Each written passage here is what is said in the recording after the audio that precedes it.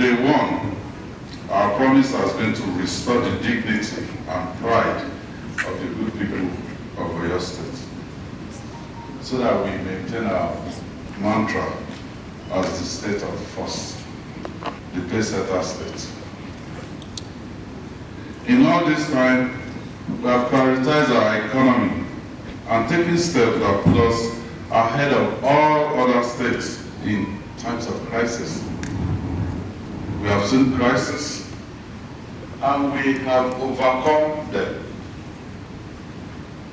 This is because we have always had your support as we made people first decisions.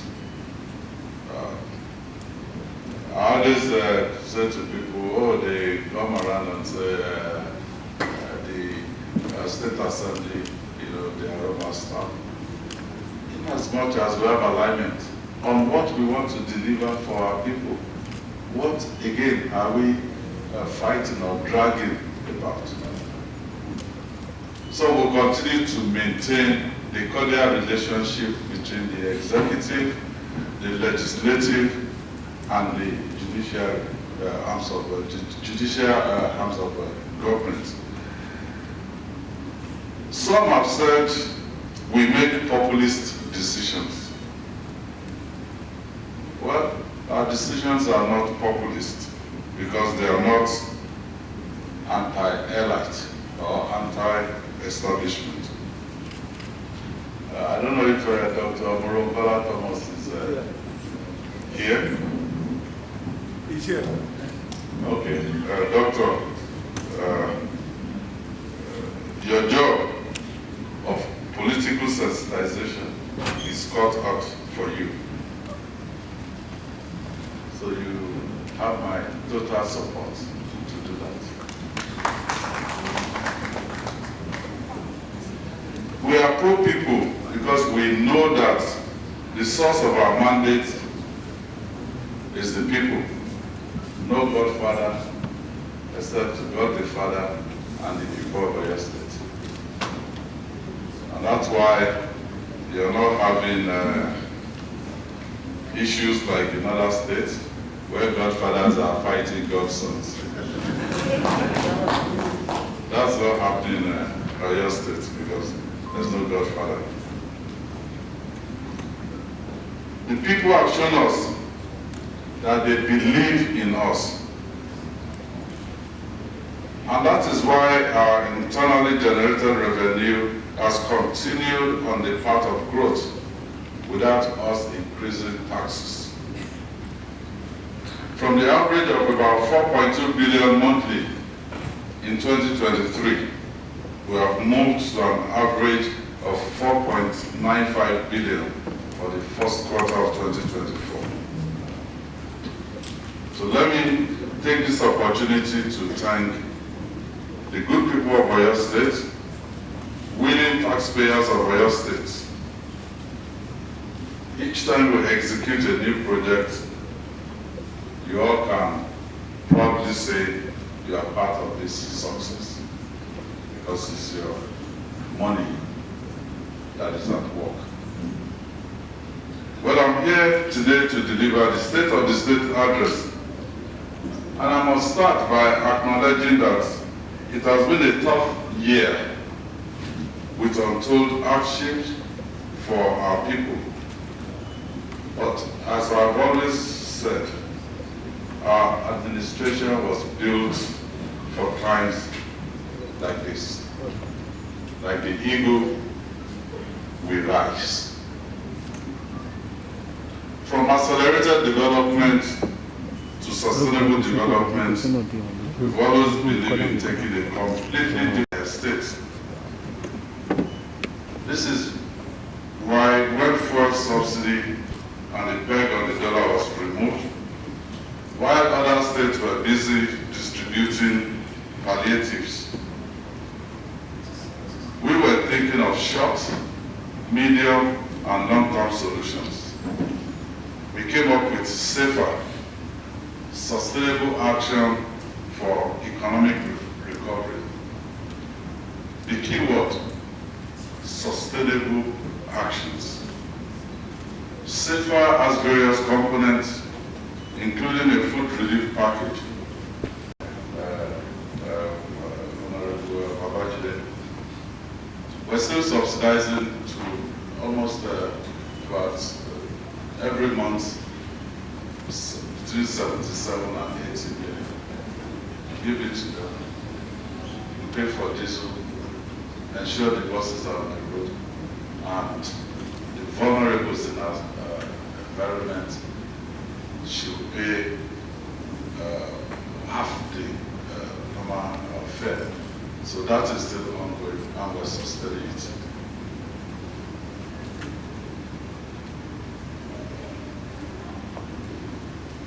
We also have measures, food security measures, provision of health insurance, and support for small and micro enterprises and civil servants. I just signed a file for the assembly because the Right Honorable Speaker came to me and said SAFER has been saving lives in this assembly. So I said, let's continue to save more lives. These interventions have directly impacted the development of our states. The food relief package went to 200,000 poorest of the poor households. We use this component to stimulate our economy, as the food items distributed were locally sourced and purchased from our traders in all the zones where distribution was done. We did not take garri from Ibadan to Oyo, or even go from Oyo to Shaki. The purchases were done locally. So anything distributed in Okyoguntu, for instance, were purchased in that locality. Same for Ibarapa. Our transport subsidy has so far provided relief for over 20,000 of our people daily. The vulnerable people, they pay 50% less for the Omitutu bus service. And currently, we have 64 buses plying intra and inner city routes. For the health insurance component, we paid 2024 health insurance coverage for 40,000 pensioners and refunded 2023 payments totaling 145,901,328 naira to our pensioners.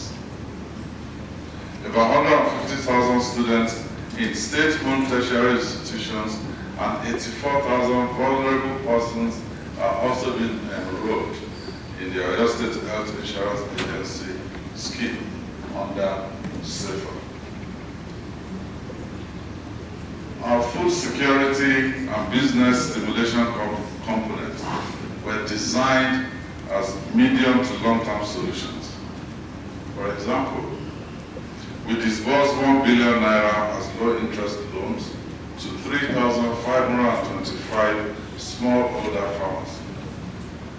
This money will be recycled exponentially, subject to repayment, as will the 500 million naira SAFER for youth entrepreneurship in agribusiness projects.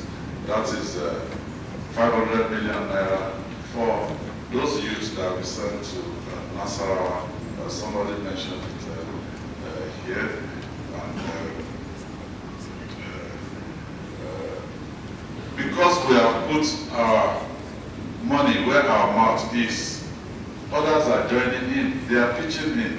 So I'd like to use this opportunity to thank banks like First City Monument Bank, FCMB, who have decided that our youths are worth investing in and are providing matching funding to our YEP beneficiaries. Still supporting our smallholder farmers, we distributed farm inputs to 6,500 of them. We also gave 2,085 of our small and micro businesses 500 million naira as low interest loans. We have remained focused on the big picture. We knew that if we were to reduce poverty in rural areas significantly, we needed to open up those areas through road interconnectivity. And let me say this, let me tell a small story. When I was campaigning, some of the people that campaigned with me, they are here. In 2019, we left Ogbomoso and we're going to campaign at Hauro. It took us about 2 hours plus to get to Hauro from Ogbomoso, because you have to go through Odoba, Ikoyi, and all of that. But today, with the opening up of the Alawakala Memorial Highway, it will take you 12 minutes to go from Ogbomoso to Hauro. And so from Omitutu 1.0, we focus on linking all our zones. We awarded November of 2019 the 65-kilometer Maniya-Ijayi road. That was the first major project that was awarded by this administration, because the logic then was quite simple.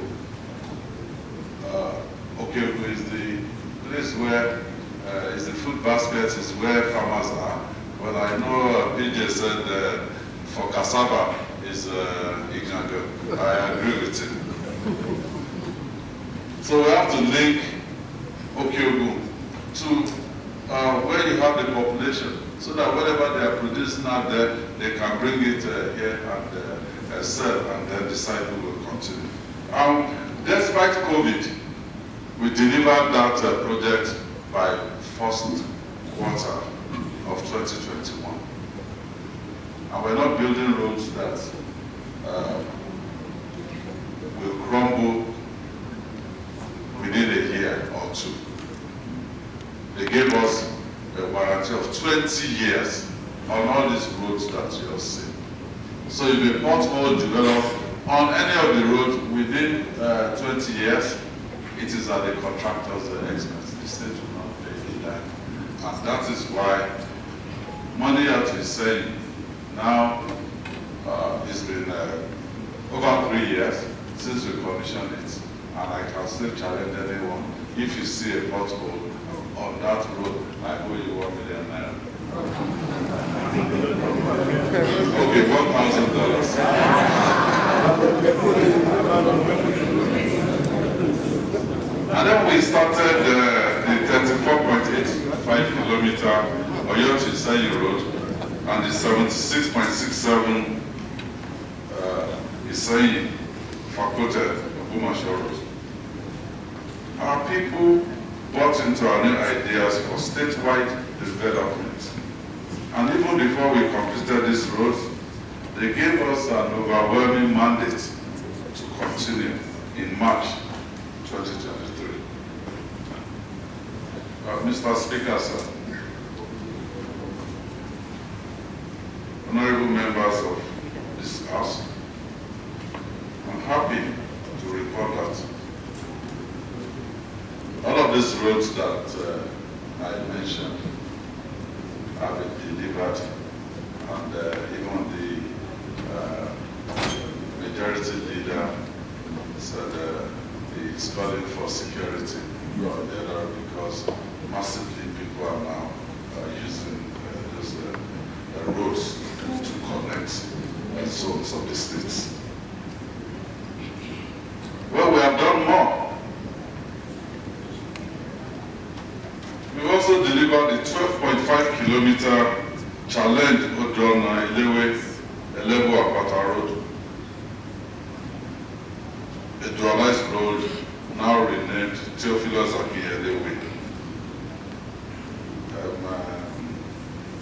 Honorable Olabi mentioned the Agodi Gates, Old Ife Road, Adegbayi, that's 8.2 kilometers, including an underpass at Onipepe area. So in total, we have completed 152.92 kilometer road projects in the first year of Itutu 2.0. We're currently reconstructing the 48-kilometer Ido-Iruwa road. I had a discussion with the Right Honorable Speaker. He echoed what Honorable Odedofu said, that, the standard for any road in Oyo State should be either the Oyo Isanyi Road or the Ogbomosho Isanyi Road. That they don't want anything short of that. I said, okay, we'll see. I'll go out there for inspection, but let me give you the assurance that that is the standard, and it's the standard I will maintain.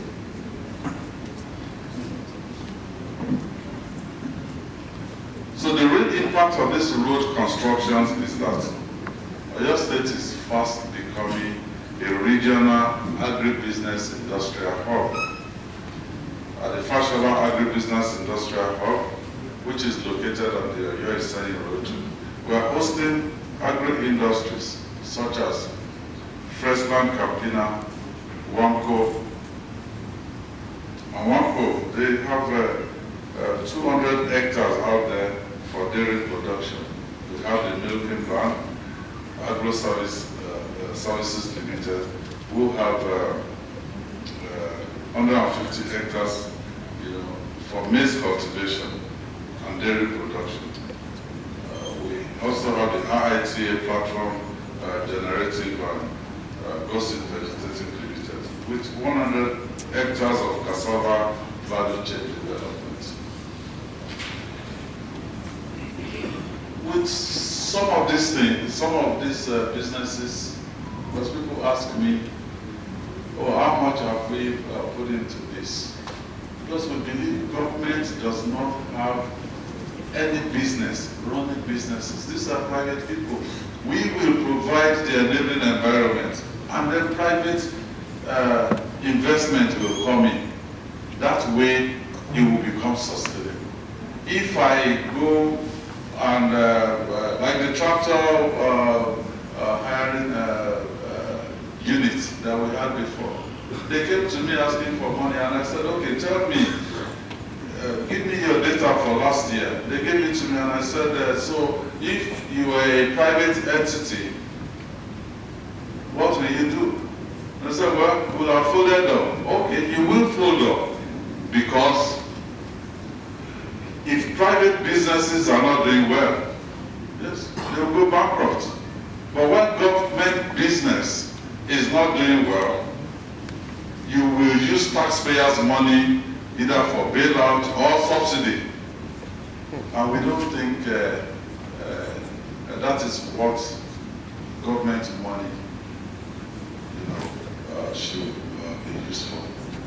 We will use government money to create that environment such that private businesses will be competitive, and they will be able to stay in a sustainable loop.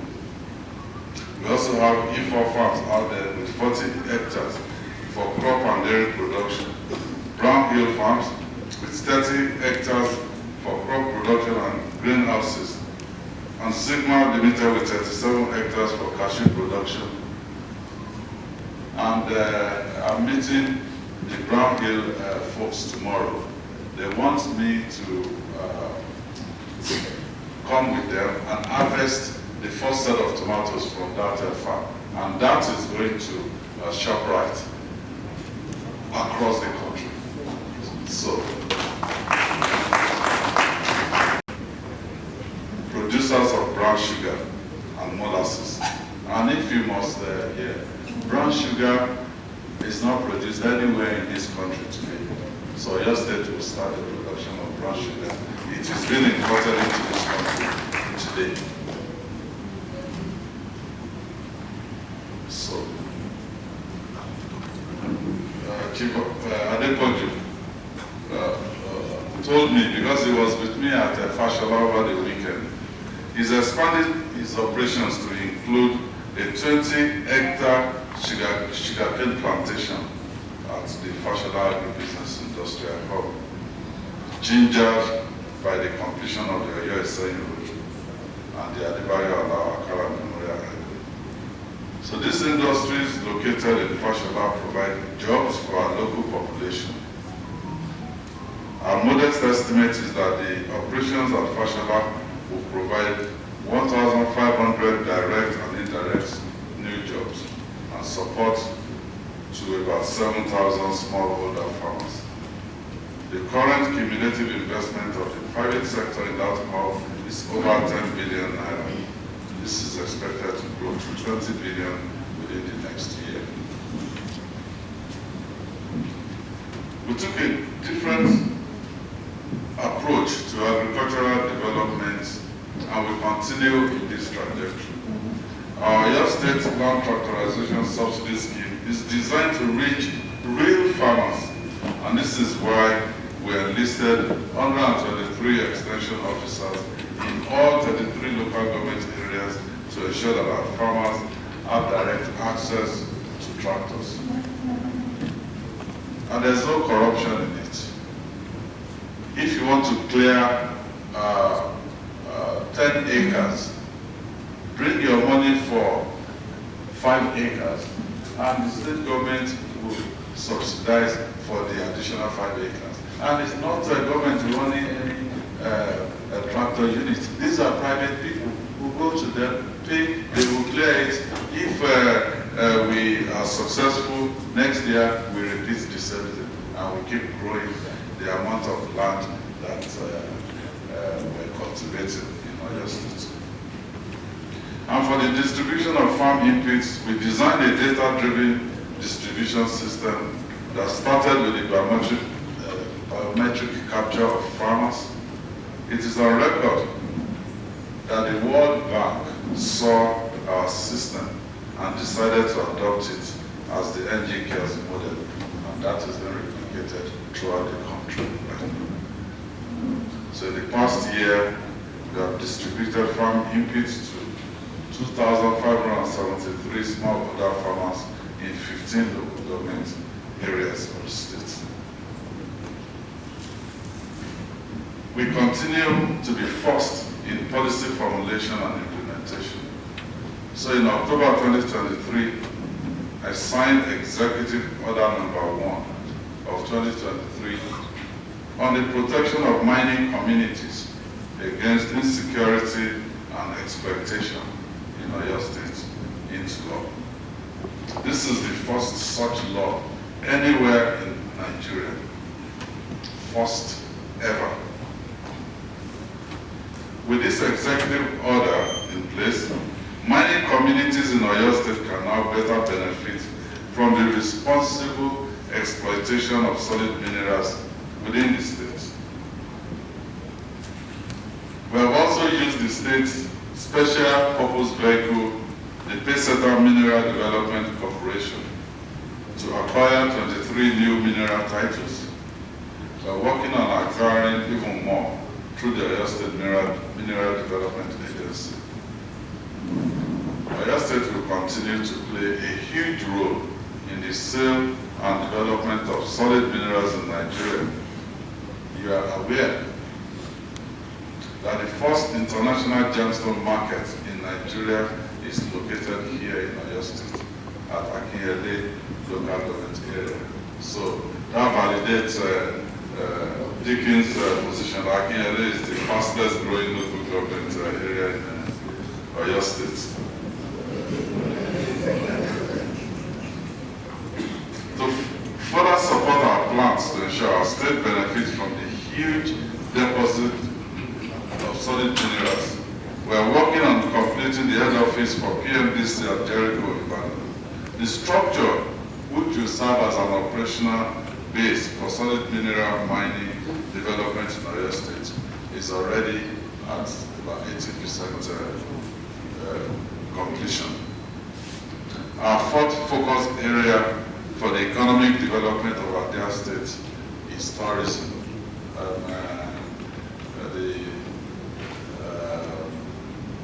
Honorable Adela from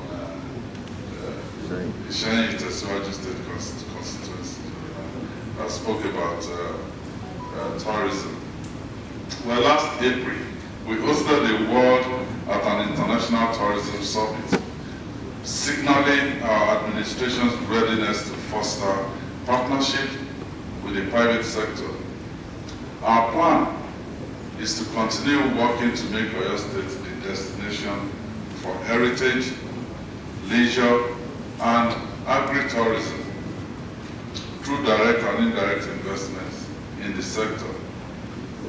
We recently signed an MOU with a private investor to upgrade the Agodi Gardens into an international standard botanical garden. Our soon-to-be-completed Omalulu Oloyo Park will be the first of many such leisure facilities to drive internal tourism in our dear state. And you will have noticed also, most weekends, people from Lagos, from all over, they troop into your state. So we just need to keep pushing and keep pushing until we get to where we really want to be. The other three pillars upon which our roadmap for sustainable development 2023 to 2027 is built have not been left out. In education, we completed the College of Agricultural Sciences and Renewable Natural Resources campus, LAUTECH in Iseyin.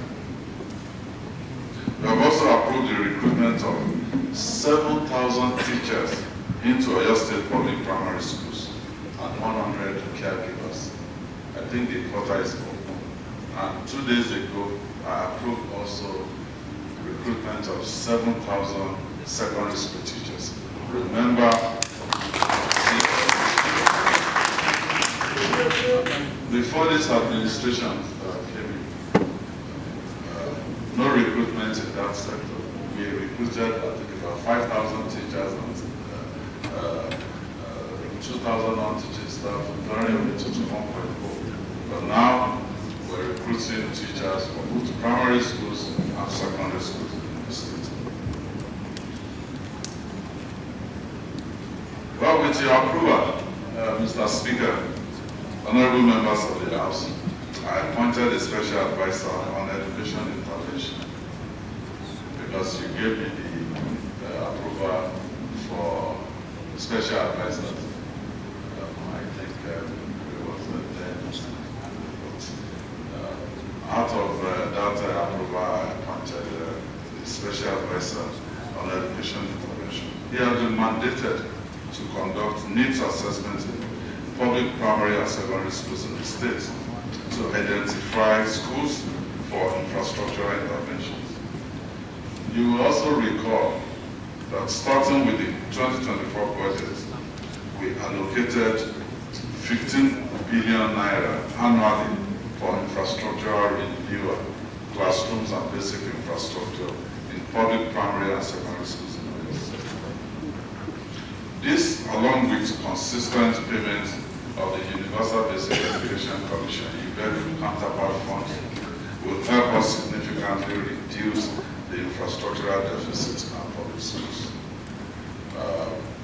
Just a small note on where we've been over this past 4+ years. UBEC intervention, that's a SUBEB. Everybody before now, if you are appointed SUBEB chairman, people are coming to you thinking this is a lucrative appointment. But quite frankly, with the deficit that we have in Oyo State, if we continue, because SUBEB, their budget is about 3 billion yearly, sometimes 2.5. We pay 1.5 or 1.25, and then the federal government through you, they will put in the counterpart portion of it. The deficit that we have is between 40 and 50 billion. Most of our schools, no fence, you have roofs that have collapsed. Some of our children, sitting on the floor to learn. So if we continue spending 3 billion consistently every year.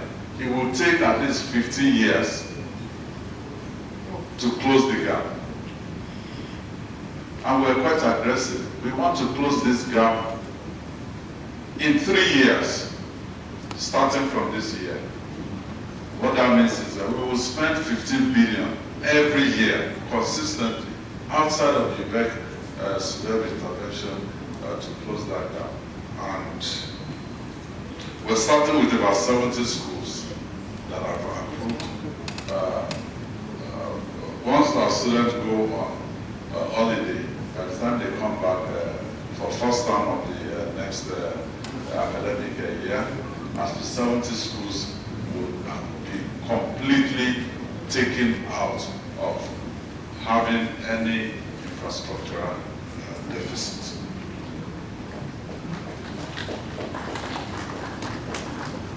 In healthcare, we have continued to demonstrate that we deserve to remain the state of first. Just over a week ago, I was privileged to commission the first solarized pressure swing absorption oxygen plant at Jericho Specialist Hospital. And this project was facilitated by UNICEF, Child, NACA, IHS Towers, and the Bill and Melinda Gates Foundation in collaboration with the Canadian and Norwegian governments. This project will reduce morbidity and mortality due to